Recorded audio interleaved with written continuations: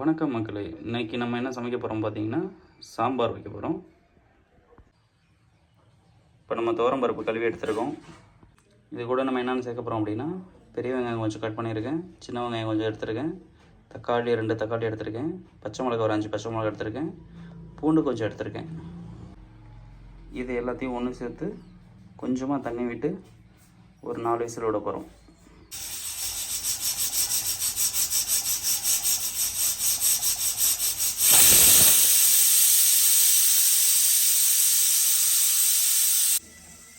சாம்பாருக்கு தேவையான காய்கறிகள் இப்போ நம்ம கட் பண்ணி வச்சுருக்கோம். கூடவே மாங்காவை கட் பண்ணி வச்சுருக்கோம். சாம்பாருக்கு எப்போவுமே மாங்காய் கொஞ்சம் போட்டோம் அப்படின்னா டேஸ்ட்டு சூப்பராக இருக்கும். இப்போ நம்ம சட்டி வச்சுட்டோம். இதில் வந்து பார்த்திங்கன்னா கொஞ்சமாக எண்ணெய் சேர்க்குறோம். இப்போ நம்ம கடுகு உளுத்தம் பருப்பு சேர்த்துருக்கோம்.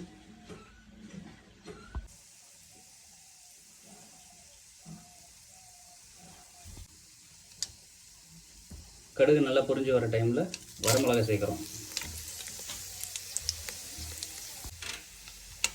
அடுத்து இது கூட கொஞ்சமாக பெருங்காய பவுடர் சேர்க்குறோம்.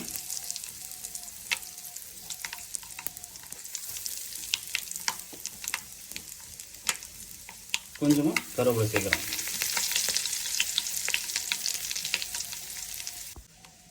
இது கூட நம்ம வெட்டி வச்சிருக்கிற காய்கறிலாம் சேர்க்குறோம்.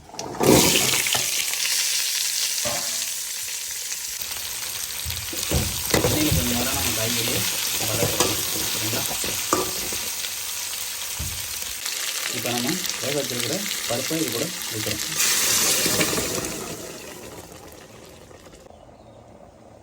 இது கூட நம்ம கொஞ்சமாக மிளகாத்தூள் சேர்த்துக்கிறோம். கூடவே சாம்பார் பொடி சேர்க்குறோம். இப்போ சாம்பார் நல்லா கொதி வந்துட்டு இருக்கு.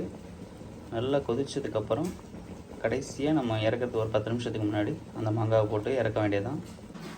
நல்லா கொதி வந்துருச்சு. இந்த டைமில் நம்ம என்ன பண்ண போகிறோம்னா மாங்காய் சேர்க்குறோம்.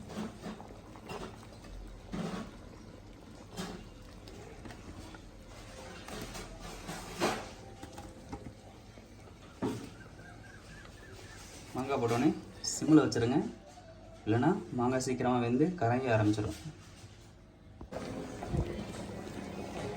இப்போ சாம்பார் ரெடி ஆகிடுச்சு. நம்ம ஃபைனலாக கொத்தமல்லி தலையை போட்டு இறக்கிடலாம்.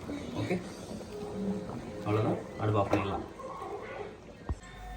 ஓகே, இப்போ நம்ம என்ன பண்ண போகிறோம் அப்படின்னா சாப்பாட்டில் போட்டு சாப்பிட்டு டேஸ்ட்டு பார்க்க போகிறோம்.